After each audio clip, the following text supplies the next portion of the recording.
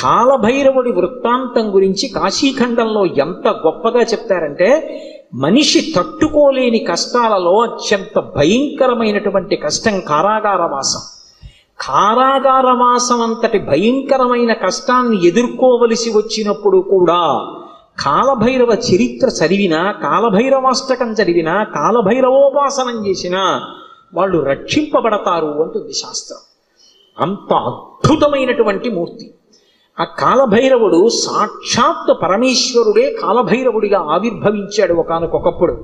కాలభైరవావతారంలో ఆయన లోకానికి కొన్ని మర్యాదలు నేర్పాడు. అందుకే ఒకప్పుడు అందరికీ ఎలా అతిశయం కలుగుతూ ఉంటుందో, గర్వం కలుగుతూ ఉంటుందో, అలా త్రిమూర్తుల యందు కూడా ఇటువంటి పోకడ ఒకటి రజోగుణ సంబంధమైనటువంటి వారి యందు కలుగుతూ ఉంటుంది. సృష్టికర్త అయినటువంటి చతుర్ముఖ బ్రహ్మగారు సహజంగా రజోగుణ తత్వంతో ఉంటాడు, అందుకే ఎరుపు రంగుతో ఉంటాడు. ఆయనకి ఒకప్పుడు ఎందుకో ఒక భావన కలిగింది, ఆయనకి 5 తలలు ఉండేవి. నాకు 5 తలలు, పరమశివుడికి 5 తలలు, సద్యోజాత అఘోర తత్పురుష వామదేవ ఈశానములని 5 తలలు అయినవి. నాకు 5 తలలు, నాకంటే బ్రహ్మగారికి 5 తలలు. నాకు శంకరుడికి ఏం తేడా? మేమిద్దరం సమానం, నేనే సృష్టిలో అధికుణ్ణి అని వేదములను పిలిచి అడిగాడు. నేనా కాదా అన్నాడు. ఋగ్వేదము, సామవేదము, యజుర్వేదము, అథర్వణ వేదము కూడా నువ్వు కాదు, పరమశివుడే సృష్టికంతటికీ కూడా మహాపురుషుడు, ఆయననే వేదములన్నీ కొలుస్తున్నాయని చెప్పి ఆయన అంగీకరించలేదు. ఆయన అహంకారం తగ్గించడానికి శంకరుడు సభలోకి ప్రవేశించాడు. ప్రవేశిస్తే ఒక్కొక్కసారి అతిశయం, గర్వం అనేటటువంటిది కలగకూడదు, కానీ అది కలిగితే ఎంతటి వారిని కూడా ఎలా పడగొట్టేస్తుంది అన్నదానికి ఈ ఆఖ్యానాలన్నీ వస్తాయి. రామకృష్ణ పరమహంస ఒక అద్భుతమైన మాట చెప్పేవారు. ఒకప్పుడు ఒక మహారాజు గారు ఒక భద్రగజం మీద ఎక్కి వస్తున్నాడు. భద్రగజం అంటే ఎంత ఉంటుంది? గురువాయూరులో రాత్రి కృష్ణుడి ఆలయం చుట్టూ ప్రదక్షిణం చేస్తాయి ఏనుగులు, అందులో భద్రగజాలు వస్తాయి. భద్ర అనే జాతికి చెందినటువంటి ఏనుగులు. అసలు ఆ ఏనుగుని చూస్తే ఓ పెద్ద కొండ శిఖరం నడిచి వెడుతున్నట్టు ఉంటుంది, వచ్చి వరుస క్రమంలో నిలబడతాయి గుడి చుట్టూ. అది ఎక్కాలంటే నిచ్చినేసుకుని ఎక్కాలి. కానీ ఎంత క్రమశిక్షణగా ఉంటాయంటే, దాని కుంభస్థలం మీద కృష్ణ పరమాత్మ విగ్రహం పెడతారు. పెట్టి అర్చకుడు ఎక్కడానికి వచ్చినప్పుడు అది కాలు చాపి ఈ సంధి భాగం బయటికి వచ్చేటట్టుగా, ఎముక పైకి వచ్చేటట్టుగా ఉంచుతుంది. ఉంచి తల ఇలా పెడుతుంది. పరిగెత్తుకుంటూ వచ్చి అర్చకుడు దాని చెవి పట్టుకొని ఈ సంధి భాగమునందు ఎగిరి కాలు పెట్టి మెట్లెక్కినట్టుగా దాని శరీరం మీద ఎక్కేసి కుంభస్థలం మీద కూర్చుంటాడు. అంతెత్తునుంటుంది భద్రగజం. అది దగ్గర నుంచి వెడుతూ ఉంటేనే ఉద్విగ్నత కలుగుతుంది. అటువంటి భద్రగజం ఎలా ఉంటుందో అంత ఎత్తున ఉండేటటువంటి స్వరూపమైతే భద్రగజంలా నడుస్తున్నాడు రా అంటారు. అలా ఒక మహారాజు అటువంటి భద్రగజం మీద వెళ్ళిపోతున్నాడు రాజవీధిలో. అటువంటి ఏనుగు వస్తోందంటే దాని ఒక్కొక్క కాలు ఇంతంత లావులు ఉంటుంది, పాదం ఎత్తి వేస్తే గుండ్రంగా ఉంటుంది, ఏ ప్రాణైనా అణిగిపోతుంది, అందుకని అన్ని పక్కలకపోతాయి. అటువంటి ఏనుగు వస్తుంటే కన్నంలోంచి ఓ చిరుకప్ప ఒకటి పైకొచ్చి కప్ప కాలెత్తింది. కాలెత్తి చెయ్యి బుద్ధి లేని ఏనుగా పక్కకి పో అని ఆశ్చర్యపోయారు. రామకృష్ణ పరమహంస శిష్యుడు నిలబడి ఉన్నారు అక్కడ. వాళ్ళకి సిద్ధులు ఉన్నాయి. ఆ శిష్యుడు చూసి గురువుగారి వంక తిరిగి అన్నాడు, హే బ్రహ్మన్, ఒక భద్రగజం వస్తోంది, దాని మీద మహారాజు వస్తున్నాడు. ఒక కప్ప కన్నంలోంచి బయటకు వచ్చి ఏనుగు మీద కాలెత్తి పక్కకు పోతావా పోవా అంటోంది. దీనికి బుద్ధిహీనత, అతిశయమా? ఎందుకు ఇలా కాలెత్తిందని అడిగారు. అడిగితే పరమహంస ఒక్క నిమిషం కళ్ళు మూసుకొని కళ్ళు తెరిచి అన్నారు, ఇవాళ సాయంకాలం ఈ రహదారి మించి ఒక జేబుకి చిల్లు ఉన్నటువంటి లాల్చీ వేసుకున్న వ్యక్తి వెళ్ళాడు. ఆయన జేబులో 4 పావలాకాసులు ఉన్నాయి. పావలాకాసు చిన్నగా గుండ్రగా ఉంటుంది కదూ, ఆ కన్నంలోంచి జారి పావలాకాసు కింద పడింది. కింద పడిన పావలాకాసు దుల్లుకుంటూ ఆ కన్నంలోకి వెళ్ళింది. కన్నంలో కప్ప ఉంది. కప్పకి పావలాకాసు దొరికింది. ఇప్పుడు కప్ప దగ్గర పావలా ఉంది కదూ, ఏనుగు మీద కాలెత్తింది. పావలా ఉన్న కప్ప ఏనుగు మీద కాలెత్తితే అన్నీ ఉన్నాయనుకున్న నాబోటిగాడు విర్రవీగితే అందులో అతిశయం ఎంత విచిత్రమైన లక్షణాన్ని కల్పిస్తుందో చూడండి. బ్రహ్మగారి అంతటి వాడికి ఒకప్పుడు ఈ ఆవేశం వచ్చింది. ఎందుకు అంటే తలల సంఖ్య లెక్క పెట్టాడు. నాకు 5, నీకు 5. ఇదే బ్రహ్మగారి కౌశికీ వృత్తాంతంలో పార్వతీదేవి దగ్గర అంత వినయంతో మాట్లాడాడు. ఒకనాడు నా నొసటి నుంచి పైకొచ్చావు, నాకు పుత్రసముడివి, నా కాళ్ళు పట్టుకు నమస్కరించు, ఆశీర్వదిస్తా అన్నాడు. శంకరుడు చూశాడు, ఓహో చాలా ఉద్ధతితో ఉన్నాడు, అహంకారంతో ఉన్నాడు. నాకు 5 తలలు, తనకు 5 తలలు అనుకుంటున్నాడు. కానీ నా 5 తలల వెనక ఒక తత్వం ఉంది. అది తూర్పుకి తిరిగి ఉన్నటువంటి తలని తత్పురుష ముఖం అంటారు, దక్షిణానికి ఉంటే అఘోర ముఖం అంటారు, పశ్చిమానికి ఉంటే సజ్జోజాతం అంటారు, ఉత్తరానికి ఉంటే వామదేవం అంటారు, పైకుంటే ఈశానం అంటారు. ఈ పంచభూతముల మీద మోక్షం మీద అధికారం కలిగి ఉంటాడు 5 ముఖాలతో. ఖట్మండూలో ఉంటుంది 5 తలలతో ఆ శివలింగం. నాతో సమానుడు అనుకుంటున్నాడు ఈ బ్రహ్మగారు. ఆయన బ్రహ్మమస్తకావళి నిబద్ధతే నమః శివాయ అని పేరు. ఈ సృష్టి అంతా కూడా కల్పాంతం అయిపోయినప్పుడు బ్రహ్మగారు పడిపోతాడు.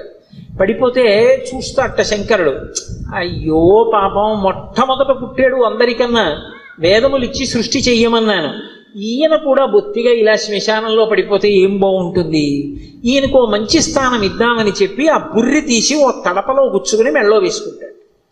ఆయనకి చేతకాక కాదు, ఓ బంగారం గొలుసు చేయించి ఇచ్చేవాళ్ళు లేక కాదు, బ్రహ్మగారిని గౌరవించడానికి ఓ పుర్రేసుకున్నాడు.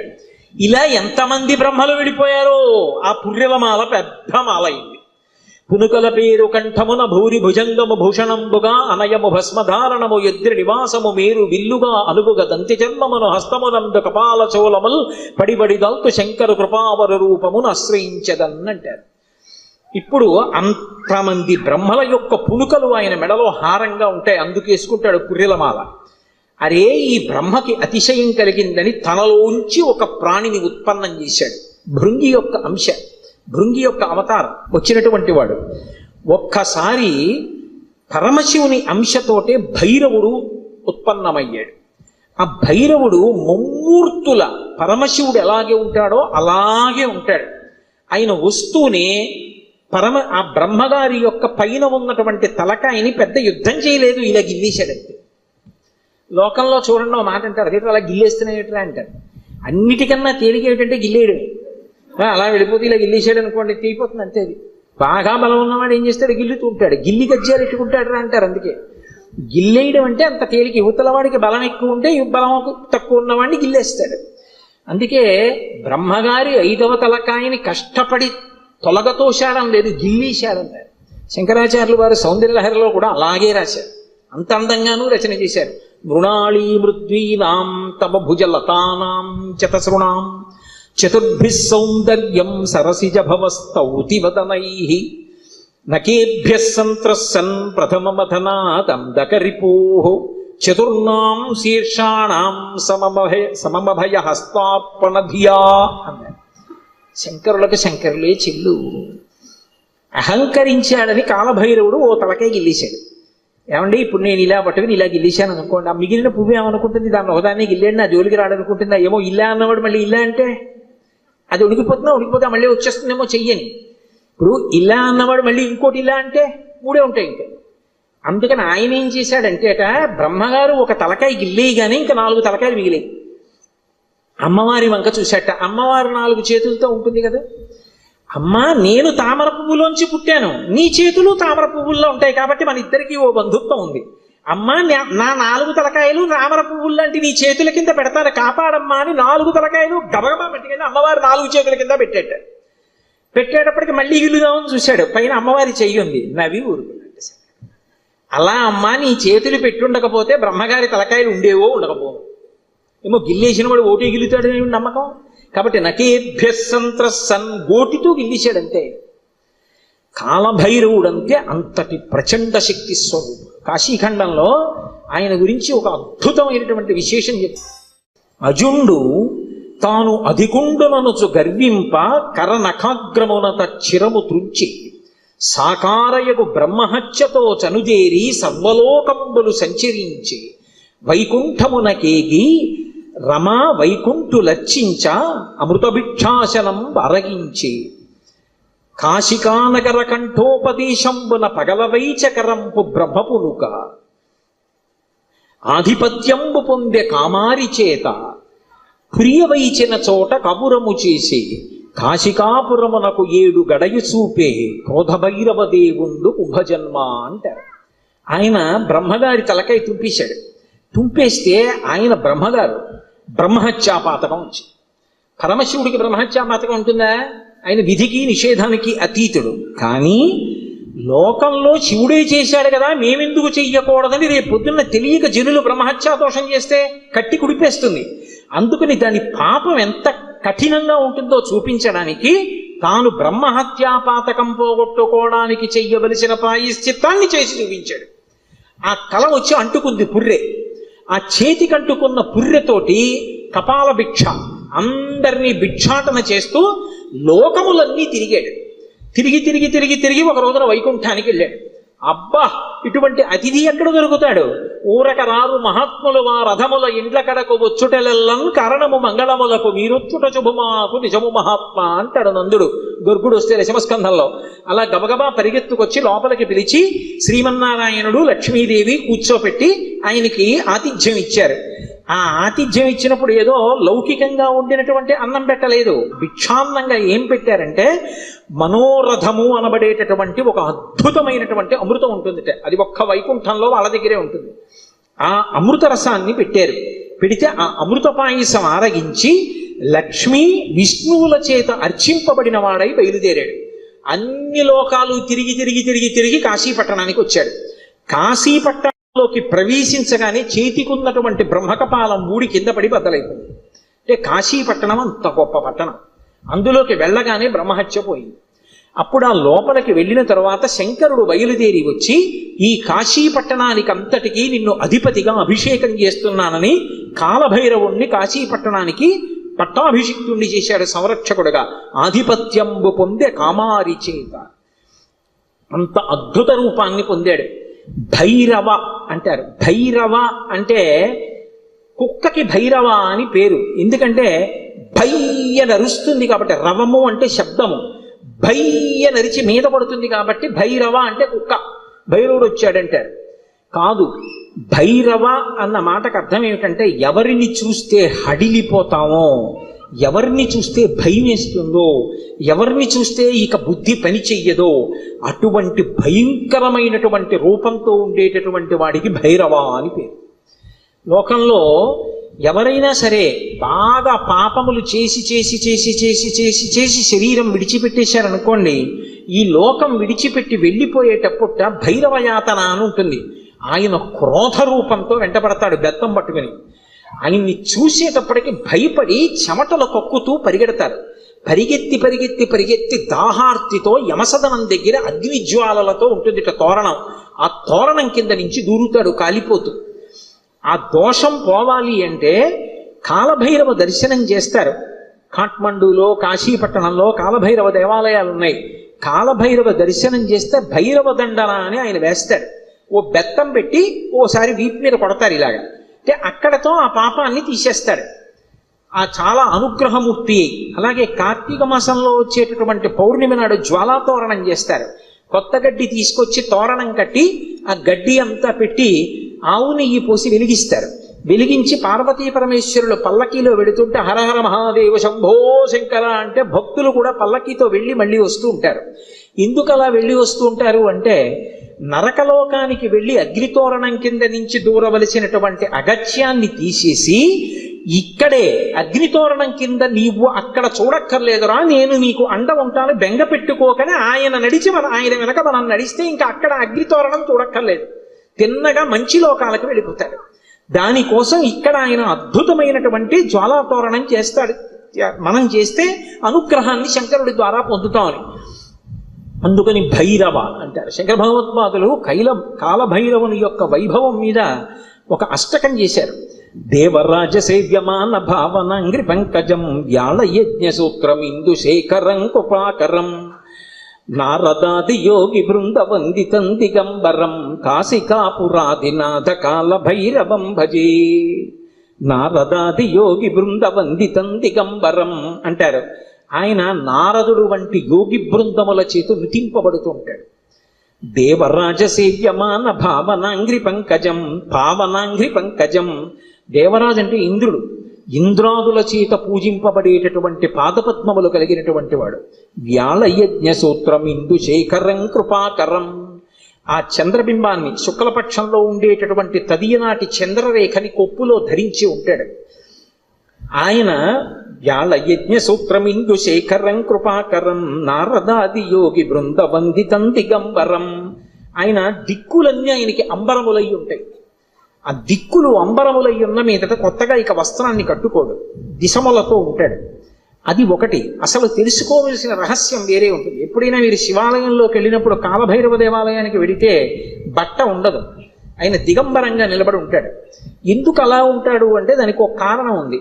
అంబరము దేనికి కట్టుకుంటారు అంటే, వస్త్రము కట్టుకున్నాడు అన్న మాటకి తాత్వికమైనటువంటి అర్థం ఏమిటి అంటే, లజ్జ పొంది ఉన్నారు, ఎవరు తనని చూసి సంతోషించాలో వాళ్ళు మాత్రమే సంతోషించాలి తప్ప అన్యులు తనని ఇంకొకలా చూడకుండా ఉండడానికి వస్త్రం కట్టుకుంటారు. సభాముఖంగా అంతకన్నా మాట్లాడకూడదు.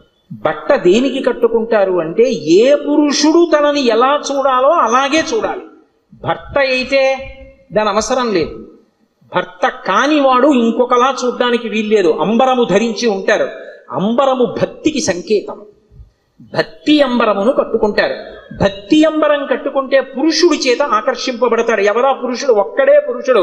పతిం విశ్వస్యాత్మేశ్వరగం శాశ్వతగం శివమచ్యుతం. ఆ భగవంతుడు ఒక్కడే పురుషుడు. ఆధ్యాత్మిక సంప్రదాయంలో అందరం స్త్రీలమే. మనందరికీ పతి ఆయన. ఆయన కొరకు భక్తి అన్న బట్ట కట్టుకుంటాం. అసలు పరమేశ్వరుడు ఎవరి కోసం కట్టుకోవాలి? ఎవరి పట్ల భక్తితో ఉండాలి ఆయన? ఆయన ఎవరిని పొందాలైన? ఆయన పొందడానికి ఇంకెవరు లేరు, అందరూ ఆయన్ని పొందుతారు. అందుకే ఆయన బట్ట కట్టుకోడు. అంటే భక్తి అన్న నంబరం ఆయన కట్టుకోక్కర్లేదు, అందుకు దిగంబరుడు. ఆ దిగంబర అన్న మాటను అలా అర్థం చేసుకోవాలి. అందుకే యోగి సంప్రదాయంలో ఈ దిగంబర అన్న మాట మీకు కనపడుతూ ఉంటుంది. కాబట్టి నారదాది యోగి బృంద వందితం దిగంబరం కాశికాపురాధినాథ కాలభైరవం భజే. అటువంటి కాలభైరవుణ్ణి నేను భజిస్తున్నాను. భానుకోటి భాస్వరం భవాబ్ది తారకం ప్రభుం నీలకంఠమీప్సితార్థదాయకం త్రిలోచనం కాలకాలమంబుజక్షమక్షశూలమక్షరం కాశికాపురాధినాథ కాలభైరవం భజే. ఇప్పుడు నేను అష్టకం అంతా ఎక్కడ చెప్పను? భానుకోటి భాస్వరం, కోటి మంది సూర్యులు ఉదయిస్తే ఎలా ఉంటుందో ఆయన కాంతి అలా ఉంటుంది. భవాబ్ది తారకం ప్రభుం, సంసారం అనే సముద్రాన్ని దాటించేస్తాడు ఆయన పాదాలు పట్టుకుంటే. నీలకంఠమీప్సితార్థదాయకం త్రిలోచనం, నీలకంఠుడై హలాహల భక్షణం చేసినటువంటి శంకరుడై లోకములను అనుగ్రహించగలిగిన వాడై భక్తజనుల యొక్క ఈప్సితములను తీర్చగలిగిన వాడై ఉంటాడు. నీలకంఠమీప్సితార్థదాయకం త్రిలోచనం కాలకాలమంబుజక్షమక్షశూలమక్షరం, చేతిలో అక్షమాల పట్టుకుని జ్ఞానాన్ని ఇవ్వగలిగిన వాడై ఉంటాడు. అందుకే అక్షమాల అంటే ధ్యాన స్థితిని కటాక్షిస్తాడు. పుస్తకాలు చదవడం గొప్ప కాదు, ధ్యానం చేయగలిగి ఉండాలి. ఆ మనస్సు చెప్పినప్పుడు మాట వినాలి. పిలవగానే మనసు వెనక్కొచ్చి ఎవరిని చూడమంటున్నానో వాళ్ళని చూడాలి. రా చూడు పార్వతీ పరమేశ్వరుల పాదద్వంద్వాన్ని అనేటప్పటికీ అది గబగబా వచ్చి కూర్చుని చూడడం అలవాటు అవ్వాలి. మనసు ఎలా వినాలి అంటే కుక్క మాట విన్నట్టుగా వినడం, ఎద్దు మాట విన్నట్టుగా వినడం మనసుకి రావాలి. కుక్క చూడండి అన్నాను అనుకోండి పరిగెత్తుకొస్తుంది, కుక్క పిలిస్తే వచ్చినట్టు. ఎద్దు చూడండి కొత్తగా గిత్తని బండికి కట్టారనుకోండి, బండి ఎత్తి పట్టి రైతు దా దా అంటే అది రాదు. బలవంతంగా తీసుకొచ్చి కాడి మెడ మీద పెట్టారనుకోండి తోసేస్తుంది, అటుపోతుంది ఇటుపోతుంది. 4 మాటలు అలవాటు చేసి కొట్టి దుక్కి దున్నించి చేశాడనుకోండి, ఆ తర్వాత రైతు ఇక ఎద్దు దగ్గరికి వెళ్ళడు. వచ్చి ఆ బండి కాడి పట్టుకుని ఇలా పైకి ఎత్తి పట్టుకుంటాడు. ఇలా ఎత్తి పట్టుకుని ఆ 2 కాడి ఇలా సమానంగా వస్తుంది అంటాడు. 2 ఎద్దులు నిద్రపోతున్నవి లేచి ఒళ్ళు విరుచుకొచ్చి మెడబెట్టేస్తాయి. పిలవలేదు ఆయన, ఏమి దా అని కూడా అనలేదు, అంటే చాలు 2 ఎద్దులు వచ్చాయి. అలా అన్నంత మాత్రం చేతనే ఎద్దులు వచ్చేస్తుంటే సాధన చేత మనసు వెనక్కి రావడం రావద్దు, రావాలి. అలా వచ్చేటట్టు చెయ్యగలిగిన వాడు, సాధనా బలాన్ని అనుగ్రహించగలిగిన వాడు కాలభైరవుడు. కాలస్వరూపంతో ఉంటాడు. అందుకే కాలకాలమంబుజక్షమక్షశూలమక్షరం, కాశికాపురాధినాథ కాలభైరవం భజేత్. అందుకే కాలభైరవష్టానికి ఫలశ్రుతి చెప్తూ కాలభైరవష్టకం పఠంతి ఏ మనోహరం జ్ఞానముక్తి సాధనం విచిత్ర పుణ్యవర్ధనం శోకమోహ దైన్య లోభ కోపతాపనాశనం తే ప్రయాంతి కాలభైరవంగ్రి సన్నిధిం ధ్రువం అంటారు. ఎవరు కాలభైరవాష్టకాన్ని చదువుకుని ప్రతిరోజు కాలభైరవుడికి నమస్కరిస్తాడో వాడికి భక్తి, చిత్తశుద్ధి, వైరాగ్యము, జ్ఞానము, చిట్ట చివర మోక్షము ఆయన అనుగ్రహిస్తాడు. శరీరం విడిచిపెట్టిన తరువాత భైరవయాతన పొందకుండా మోక్షమును అనుగ్రహించగలడు అంటే ఆయన ఎంతటి శక్తివంతుడో మీరు ఆలోచించవచ్చు. కాశికా పట్టణానికి అంతటికీ కూడా అధిపతి అయి ఉంటాడు. అటువంటి మహానుభావుడైనటువంటి కాలభైరవుని యొక్క స్మరణము చాలు, సమస్త పాపములు నశించిపోతాయి. అంత గొప్ప కాలభైరవుడు శివాలయంలో ఈశాన్య దిక్కున నటరాజస్వామి వారి పక్కన విరాజమానుడై ఉంటాడు. అలాగే శంకరుడి పరివారంలో ఎప్పుడూ విడిచిపెట్టనటువంటి వారు సర్పములు ఆయన్ని ఎప్పుడూ విడిచిపెట్టవు. ఏదో అలా అనడమే కానండి, నిజంగా ఆయన పరివారం అద్భుతమైన పరివారం. సాయంకాలం అయ్యేటప్పటికి కవచం పెట్టేస్తారు. కవచం పెట్టారు అంటే ఇలా పాము పట్టి ఉంటుంది, మీరు చూసి ఉంటారు. కొన్ని చోట్ల శివాలయాల్లో శివలింగం మీద పడగ పట్టి ఉంటుంది. ఆ నైమిషారణ్యంలో అయితే ఒక అద్భుతమైనటువంటి శివాలయం ఉంది. ఆ శివాలయం యొక్క పానవట్టం మీద ఒక పాము పడుకుని ఉంటుంది.